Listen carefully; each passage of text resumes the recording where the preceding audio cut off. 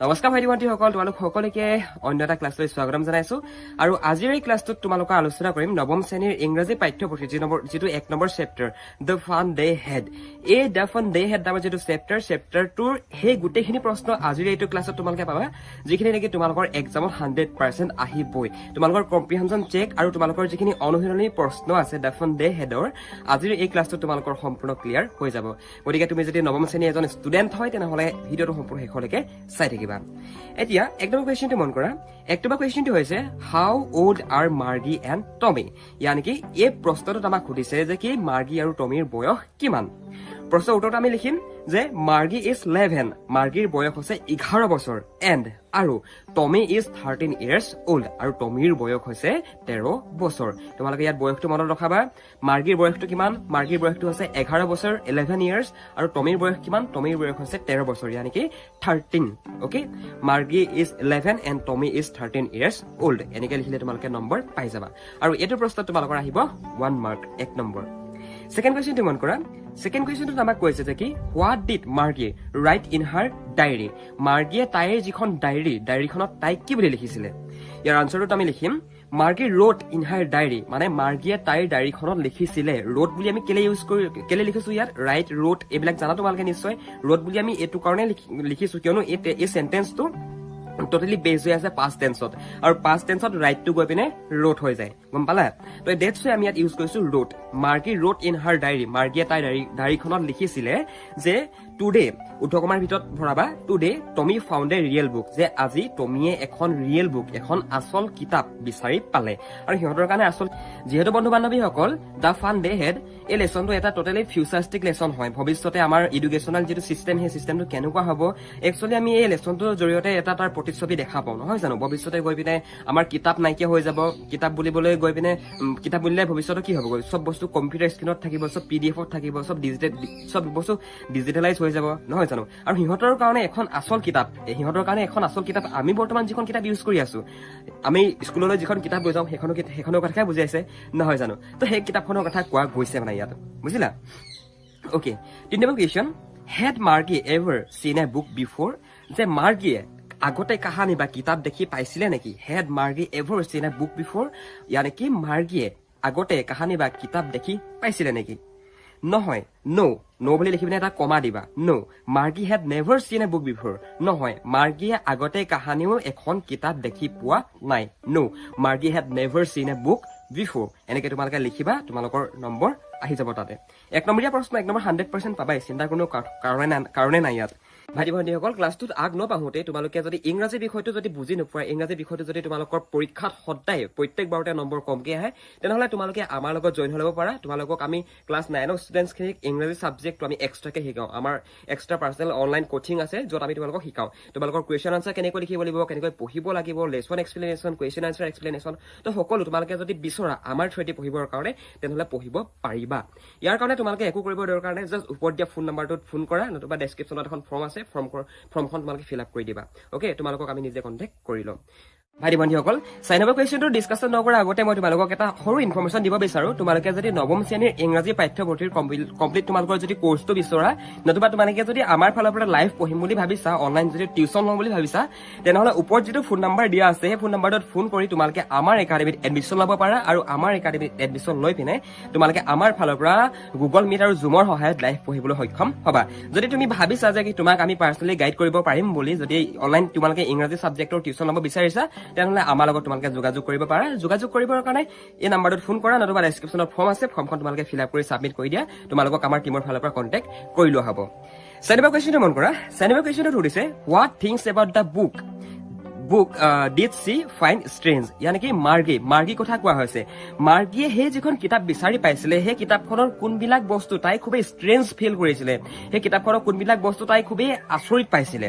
ইয়াৰ আনচাৰটোত আমি 3টা লিখিম, ঠিক আছে? আৰু এইটোৰ প্ৰশ্নত তোমালোকৰ 2 নম্বৰ আহিব, 2 মাৰ্কছ আহিব, আৰু 2 মাৰ্কছৰ কাৰণে তোমালোকে 3টা পইণ্ট লিখিব লাগিব। তো 1 নম্বৰ পইণ্টটো আমি কি লিখিম?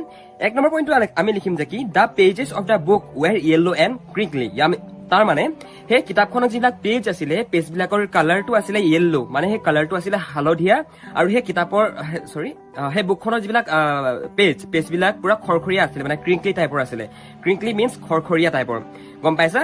নিশ্চয় বুজি পাইছা মই কি কথা ক'ব বিচাৰিছো এতিয়া তোমালোকে জেনেৰেলি যিবিলাক কিতাপ দেখা কিতাপবিলাকৰ যিবিলাক পেজবিলাক কেনেকুৱা কালাৰ থাকে বাৰু জেনেৰেলি কিতাপবিলাকৰ পেজৰ কালাৰ থাকে হোৱাইট কিন্তু 10-15 বছৰ যেতিয়া সেই কিতাপখনৰ সময় হৈ যায় তেতিয়া সেই হোৱাইট পেজবিলাক লাহে লাহে লাহে লাহে য়েল্লো কালাৰলৈ ৰূপান্তৰিত হৈ যায় এইটো কিবা প্ৰাকৃতিক কাৰণত হ'ব পাৰে নতুবা সেই কিতাপখন যেতিয়া বনাওঁতে যিবিলাক কেমিকেল ইউজ কৰে সেই কাগজখিলা বনাওঁতে তেতিয়া সেই কেমিকেলটো যেতিয়া বহুত দিন অক্সিজেনৰ সংস্পৰ্শত থাকে তেতিয়া হয়তো তাৰ কালাৰটো য়েল্লো হৈ যায় তো এনেকুৱা কিবা চাইণ্টিফিক ৰিজন থাকিব পাৰে অ'কে তো 1 নম্বৰ পইণ্টত তোমালোকে কি লিখিবা the pages of the book were yellow and crinkly 2 number পইণ্টত তোমালোকে লিখিবা the word should still instead of moving ইয়াত দেখি আমি যেতিয়া কম্পিউটাৰ স্ক্ৰীণত যেতিয়া কিতাপ এখন অপেন কৰো নতুবা কম্পিউটাৰ স্ক্ৰীণত আমি যেতিয়া কিতাপ এখন টাইপ কৰো নতুবা লিখো MS ৱৰ্ডত যদি কিবা এটা লিখো তেনেহ'লে মই যদি বিচাৰো সেই ৱৰ্ডছবিলাক মুভ কৰাবৰ কাৰণে তেতিয়া মই মুভ কৰিব পাৰিম যদি মাজতে কিবা এটা ভুল কৈ থৈ যাওঁ তেনেহ'লে সেই ভুল কৰাৰ ডোখৰত আকৌ মই শুধৰণি কৰিব পাৰিম কম্পিউটাৰত কিন্তু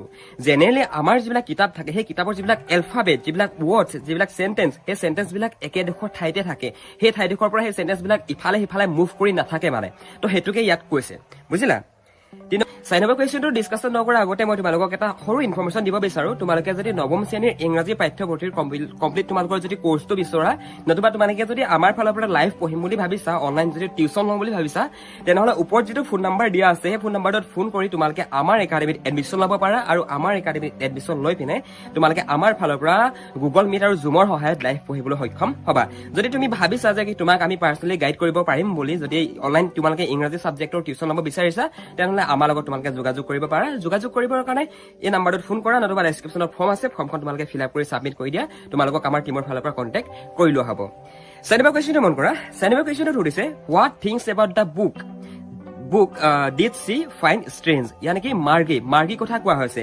মাৰ্গীয়ে সেই যিখন কিতাপ বিচাৰি পাইছিলে সেই কিতাপখনৰ কোনবিলাক বস্তু তাই খুবেই ষ্ট্ৰেঞ্জ ফিল কৰিছিলে সেই কিতাপখনৰ কোনবিলাক বস্তু তাই খুবেই আচৰিত পাইছিলে ইয়াৰ আনচাৰটোত আমি 3টা লিখিম ঠিক আছে আৰু এইটোৰ প্ৰশ্নত তোমালোকৰ 2 নম্বৰ আহিব 2 মাৰ্কছ আহিব আৰু 2 মাৰ্কছৰ কাৰণে তোমালোকে 3টা পইণ্ট লিখিব লাগিব তো 1 নম্বৰ পইণ্টটো আমি কি লিখিম 1 নম্বৰ পইণ্টটো আমি লিখিম যে কি the pages of the book were yellow and crinkly তাৰ মানে সেই কিতাপখনৰ যিবিলাক পেজ আছিলে পেজবিলাকৰ কালাৰটো আছিলে য়েল্লো মানে সেই কালাৰটো আছিলে হালধীয়া আৰু সেই কিতাপৰ সেই বুকখনৰ যিবিলাক পেজবিলাক পুৰা খৰখৰীয়া আছিলে মানে ক্ৰিংকলি টাইপৰ আছিলে ক্ৰিংকলি মিনছ খৰখৰীয়া টাইপৰ গম পাইছা নিশ্চয় বুজি পাইছা মই কি কথা ক'ব বিচাৰিছো এতিয়া তোমালোকে জেনেৰেলি যিবিলাক কিতাপ দেখা কিতাপবিলাকৰ যিবিলাক পেজবিলাক কেনেকুৱা কালাৰ থাকে বাৰু জেনেৰেলি কিতাপবিলাকৰ পেজৰ কালাৰ থাকে হোৱাইট কিন্তু 10-15 বছৰ যেতিয়া সেই কিতাপখনৰ সময় হৈ যায় তেতিয়া সেই হোৱাইট পেজবিলাক লাহে লাহে লাহে লাহে য়েল্লো কালাৰলৈ ৰূপান্তৰিত হৈ যায় এইটো কিবা প্ৰাকৃতিক কাৰণত হ'ব পাৰে নতুবা সেই কিতাপখন যেতিয়া বনাওঁতে যিবিলাক কেমিকেল ইউজ কৰে সেই কাগজখিলা বনাওঁতে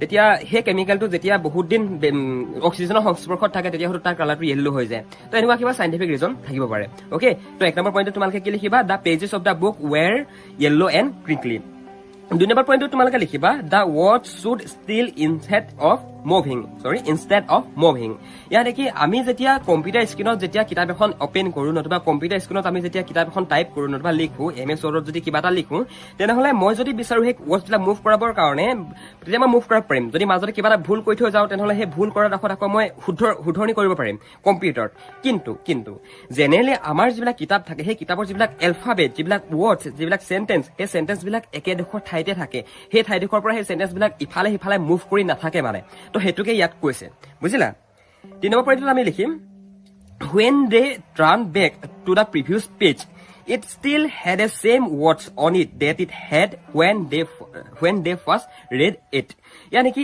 আমি যেতিয়া কিতাপখনৰ এটা পেজ আমি যেতিয়া এনেকে উল্টি খুৱাই দিওঁ যেতিয়া এটা পেজ এনেকে টাৰ্ণ কৰো পেজটা পঢ়িহে ইটো পেজ পঢ়িবৰ কাৰণে তেতিয়া হেতু পেজ পঢ়াৰ পিছত আমি যেতিয়া প্ৰিভিয়াছ পেজটোলৈ ঘূৰি আহোঁ তাৰমানে আমি আগৰ পাঠটোলৈ যেতিয়া ঘূৰি আহোঁ আগৰ যিখিলা পেজখিলালৈ আমি যেতিয়া ঘূৰি আহোঁ তেতিয়াও ইখিলা পেজত যিখিনি আছিলে এইখিলা পেজতো সেইখিনি আখৰেই আছে তো এইটো কথা কৈছে আৰু অবভিয়াছলি হয় ইংৰাজীত কিছুমান শব্দ যেনেকে হোৱাট ইউ দা তাৰপিছত বি মাষ্ট বুক এইবিলাক শব্দ আমি প্ৰায় ইউজ কৰিয়ে থাকোঁ নহয় জানো গতিকে পিছৰ কাগজখিলাত পিছৰ পেজখিলাত যিখিনি ৱৰ্ডছ ইউজ কৰা গৈছে আগৰ কাগজখিলাতো একেখিনি ৱৰ্ডছে ইউজ কৰা যাব অবভিয়াছলি নহয় জানো তো সেইটো কথাকে ইয়াত কৈছে তো মেবি বুজি পালা চেনেমৰ প্ৰশ্নটো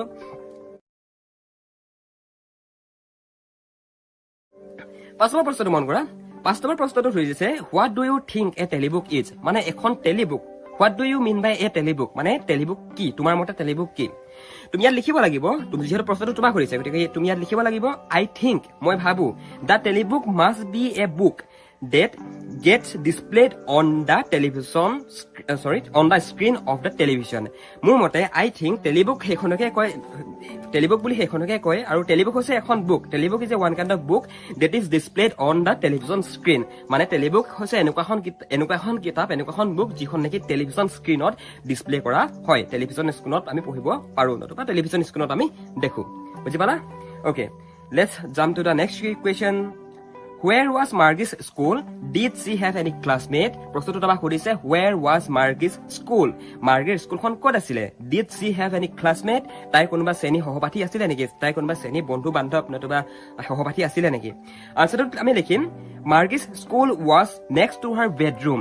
ইয়াত বহুতৰ হয়তো প্ৰাজুল লাগিব পাৰে যে কি next to her bedroom অৰ্থাৎ near to her own bedroom হ'ব লাগে এতিয়া চোৱা near to her own bedroom বুলি ক'লে হেতু এটা সিম্পল ইংৰাজী হয় ঠিক আছে কিন্তু মডাৰ্ন ইংৰাজীত আমি next to her bedroom বুলি আমি লিখিব পাৰো near বুলি লিখিবলৈ দৰকাৰ নাই মানে গম পাইছা তো আমি লিখিম Margie's school was next to her bedroom মানে মাৰ্গীৰ স্কুলখন তাই বেডৰুমৰ কিনাৰতে আছিল তাৰপিছত আমি লিখিম no বুলি লিখি এটা কমা দিম she did not have any classmate নহয় নাই তাই কোনো ধৰণৰ শ্ৰেণী সহপাঠী নাছিল she did not have any classmate তাই কোনো ধৰণৰ শ্ৰেণী সহপাঠী নাছিল ওকে আৰু এইটো প্ৰশ্ন তোমালোকৰ 2 মাৰ্কস আহিব 2 নম্বৰ Next question to মন কৰা next question to আমাক সুধিছে answer the following with reference to the story to লগত সংগতি ৰাখি the fun they had নামৰ যেটো লেসন যেটো কাহিনীটোৰ লগত সংগতি ৰাখি আমাক এই প্ৰশ্নবিলাকৰ উত্তৰ কৰিবলৈ কৈছে এক নম্বৰতে কৈছে যে কি I would not throw it away ably আছে তাৰপিছত তিনটা প্ৰশ্ন আমাক দিছে মন কৰা কিতাপখনত চাবা Who says these words? মানে I would not throw it away.